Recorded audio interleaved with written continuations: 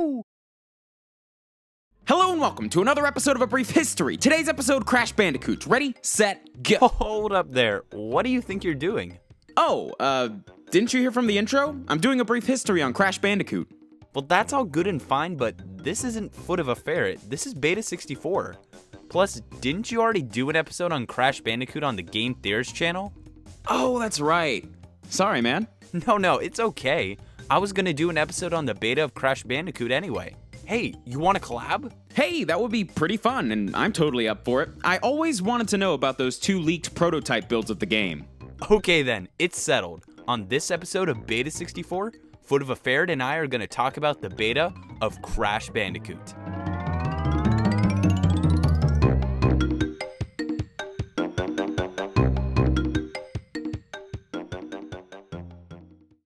Crash Bandicoot was first conceived in August of 1994, while Jason Rubin and Andy Gavin were moving the company Naughty Dog from Boston to Los Angeles after signing a deal with Universal Interactive Studios to create 3 games for them. During this move, they began to study current trends in arcade games and noticed that the games were beginning to move into the third dimension. Both Jason and Andy looked at this as an opportunity to take their favorite game genre, the action platformer, into fully rendered 3D. In order to focus entirely on this new and innovative game, the tag team duo chose to scrap their previous game idea, a side-scrolling game called Allosaurus and Dynastine, a game about time-traveling scientists who are genetically merged with dinosaurs. Once Naughty Dog finished their move onto the Universal Interactive Studios backlot, they met with Mark Cerny, who loved this, at the time, non-existent 3D platformer. While deciding what system this game should be for, they decided against the 3DO, Jaguar, Saturn, and 32X because they were all ripe with poor sales and what they had called clunky development units. Instead, they chose the Sony PlayStation, mostly because it came without a mascot character to compete with. And after becoming a licensed Sony developer, Naughty Dog purchased a PlayStation development kit for $35,000 to begin the game's development. While considering what character to use, Naughty Dog decided to go the same route as Sonic the Hedgehog, creating a cute, real animal that few people knew about. The team went and purchased a guide about Tasmanian mammals and decided on 3 animal choices: the wombat, the potoroo, and the bandicoot. I wonder which one they're going to pick. Well, they obviously picked the bandicoot. Actually, not at first. Say what now? The first name they picked was actually Willy the Wombat, though it was only a temporary name because they found it too dorky. And by October of 1994, the Bandicoot was chosen. And rightly so. At this point, the voice of the star of the game had to be decided, and they decided on nothing really. Voices used for main characters in the past were often considered lame and kept the people from really identifying with the character. So just some small sounds were recorded for this character. Due to the fact that the main character had been chosen to be a Tasmanian animal, it was decided that the game world will be an island with any environment possible included within it. While designing the levels, Joe Pearson tried to avoid any 90-degree turns or straight lines. The artist also wanted to make sure that the lighting was able to separate the objects in the game, so the team frequently squinted their eyes while playing to make sure the player could easily see where everything was. In order to keep the amount of polygons on screen to a minimum, the team also decided to have the character move on a track with the camera either following behind, in front, or on the side of them with a limited field of view. The first 2 test levels that were created for this game never made it into the final version because they were too open and had way too many polygons on the screen at once. These levels actually resembled the camera style of the final level, Cortex Power. The next levels created were for Cortex's factory, so that way they didn't have to worry about that complex forest design yet. The first 2 levels that were successfully created were Generator Room and Heavy Machinery, which include many classic platforming elements from Donkey Kong Country. The first jungle level that was kept in the final game was called Jungle Rollers, and actually uses parts of the first test map. While playing these levels, one problem stuck out to the team. They were just too barren. Because the PS1 didn't have power enough to create many enemies on the screen at once, the world felt empty. Plus, playtesters were solving the puzzles way too quickly with nothing in their way. Something had to slow them down, and that something was Wumpa Fruit. These collectibles were placed around the world as 3D objects rendered as 2D textures, so they could put tons of them on the screen at once. But even then, it still wasn't exciting to players. There was no joy in picking up the fruit. So Gavin decided to step it up a notch with crates. And it's been there ever since. In September of 1995, Andy Gavin and Taylor Kurosaki recorded a video of the game in action and edited it onto a VHS that they deliberately leaked to Sony thanks to a friend that they knew who worked there. March 1996, Sony agreed to publish the game, and by April the game was in alpha. So E3 was coming and Naughty Dog were prepared to show off their game. The only problem was that they still didn't have a name for the main character that they liked. While the marketing director was insisting on Wuzzle, Wez, or Wezzy the Wombat or Ozzy the Otzel, the team decided on something different. Because this character smashed into crates now, they decided to either go with Dash, Smash, Bash, or Crash. And after threatening to leave the company, the marketing director finally allowed the game to be called Crash Bandicoot. The musical aspect of Crash was a last-minute decision as well. Universal Interactive's producer proposed that they make the music what he called an urban chaotic symphony, which would be created using random sounds that were randomly selected and then combined into a track.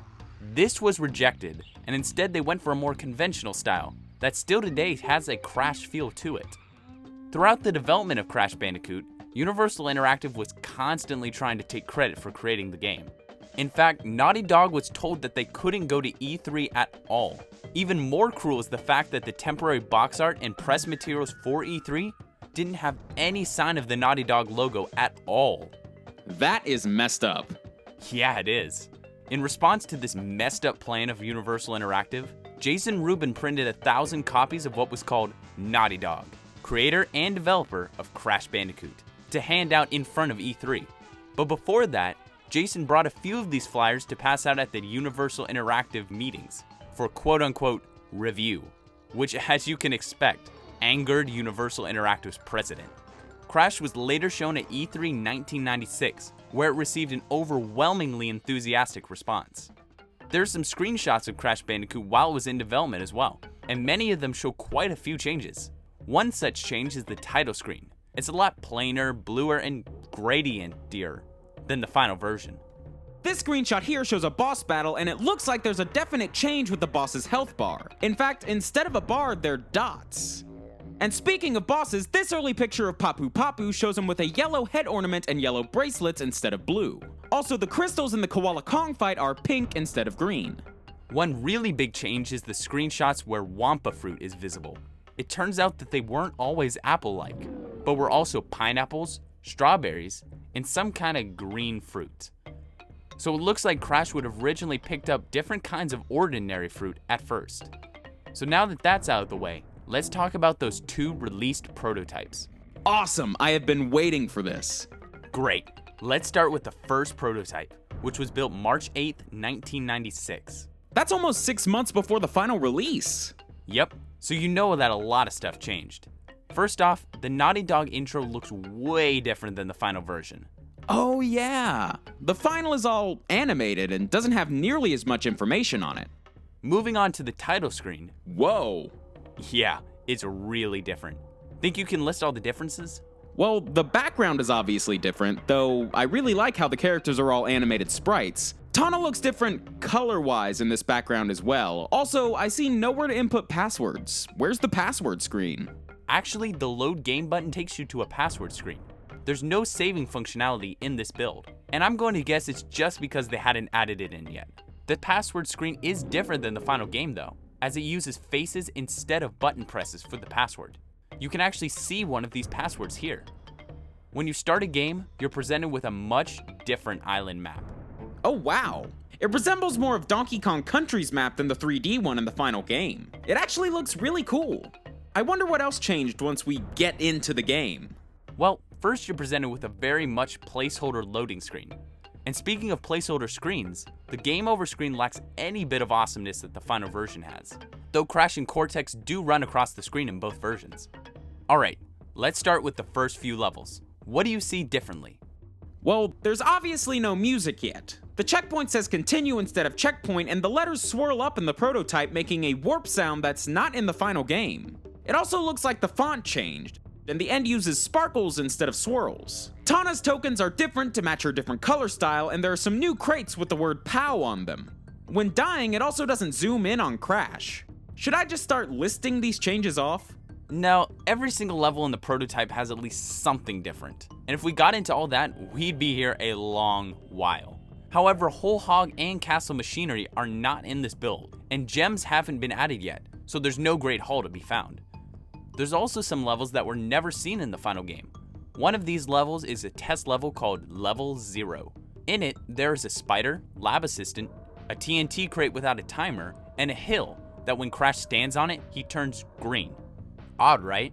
Well, it turns out that Andy Gavin used this level to test various objects and enemies in a small area, so that way he could process it a lot quicker than testing an entire level, which could take hours to compile.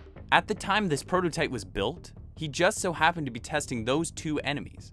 If Crash kills the spider, it actually shows an unused death animation though, that was removed from the final game.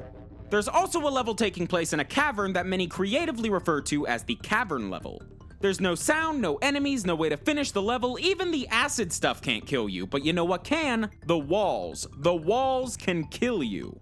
There's also another cut level of a cliff. This level is seriously glitched. You can walk on air, under the level, behind the level, Crash's back is green, the icons and numbers are messed up, and as always, there is no way to finish the level. There was also a lava level that was removed, a staple of the platforming genre. Even though this level is mentioned in the game's files, trying to load it sadly freezes the game. This level was actually one of the first two created for the game, aptly titled Level 2. This level was removed for various reasons. One, it was too open, so it took up way too much memory. Plus, the level didn't flow well with the linear platforming style of the rest of the game, and due to the lava's color, it was very easy to lose Crash in all the orange. The last level in the prototype that was removed from the final game is this waterfall level. It's incredibly complex compared to the other levels, and it actually looks really fun to play. Sure, it's glitchy, platforms disappearing and reappearing, no sound, but every level's got its flaws, right? The end of the level is a dead end, so once again, this is another level that cannot be completed. In this level, there's also a scrapped enemy called a dingo. It won't move, it can't hurt the player, and it can't be defeated. Alright, let's look at the changes of the second prototype that was built May 11th, 1996, which is almost 4 months before the final release. This build was actually made for E3, so it can't be saved and can't be finished past the second island, but it does now include the final HUD, gems, and music. The first obvious difference is the title screen, which we saw earlier, and the end sparkles and the boss health meter are the same as the last proto. Collecting 2 Aku Aku masks doesn't make the mask gold as it does in the final game, instead it emits sparkles. And also, if you collect 3 masks, you don't run any faster, which is different than the final game. When returning from a bonus round in the final game, the name of the level the game is returning to is shown, but in this build, it just says return to round. Some music tracks changed as well, but I'd like to focus on End Sanity Beach. There's an additional intro to the music that was removed from the final game, but it's still heard in this build. Take a listen.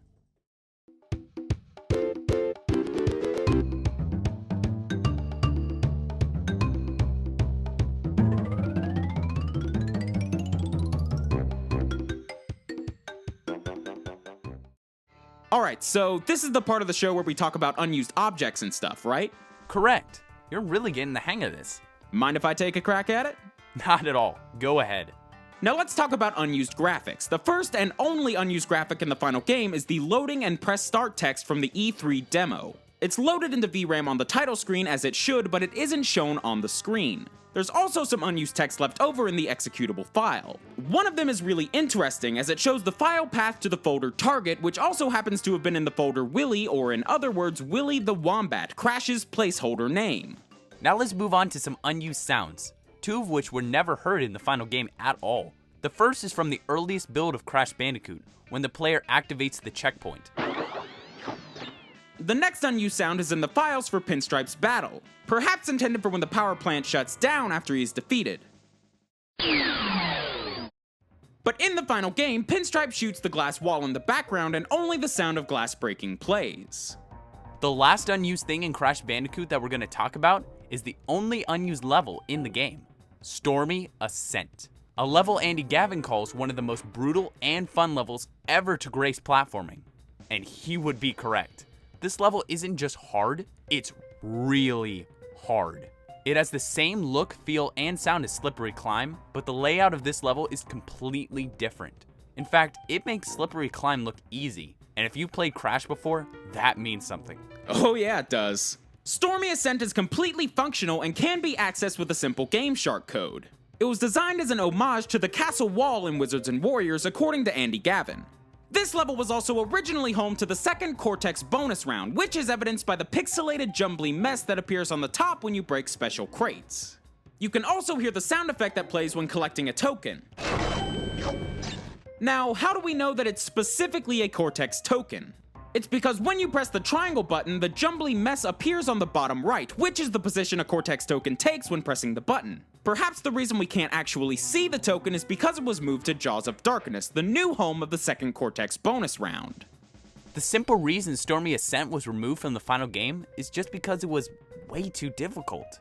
The team was planning on making it easier, but they didn't have enough time to, so they removed it. Andy Gavin said that he wished they could have put it in as an Easter egg, as he considered it one of his favorite levels in the game. But it never happened. What a shame. So that's it, right? We've covered everything. Not quite. There's more? Yeah, one more thing. This. Dr. Cortex is a genius, a mental aberration. He's totally fixated on world domination. The local island creatures are dull and obtuse. Until the evil doctor turns on his juice, he wants them for his troops.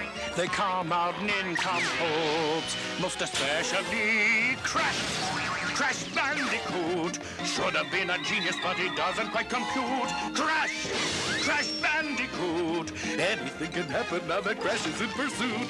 Tom has been selected for running through the blender. Crash will fight to save her. He'll never surrender. He'll vanquish any villain to set his girlfriend free. He doesn't have a clue about how to proceed. His heart's in the right place. His brain's been rearranged unsuccessfully.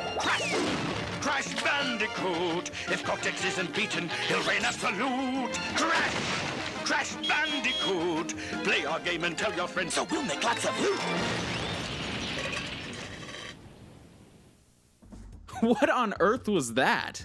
That, my friend, is a Crash cartoon that was designed for the game's intro. It was produced by Universal Animation while the game was early in development, and was never put into the game in any form. When the video first surfaced, many thought it was an ad or a planned cartoon series, but it wasn't, according to David Siller, who was one of the producers of Crash Bandicoot. It was simply meant to play at the beginning of the game as an intro. So was that all they made? Actually, no. There's also an outro that was made for the end of the game that I'll show you right now.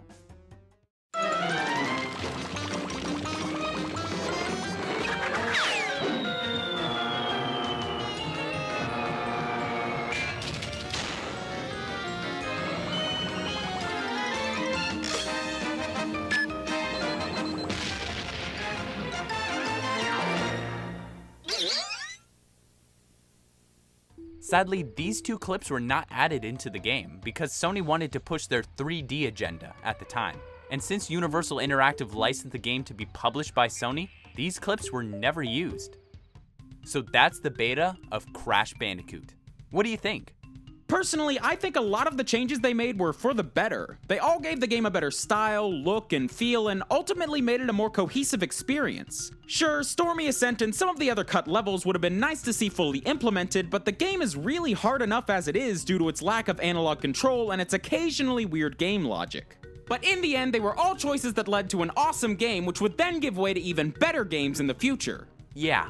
For me, I really wish that Stormy Ascent was kept in Crash Bandicoot as an Easter egg of some kind.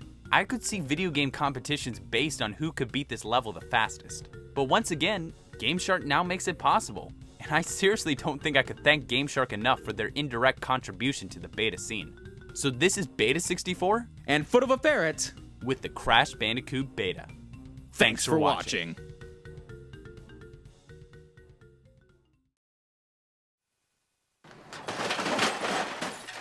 Feldman, Joseph J. Feldman, Joseph J.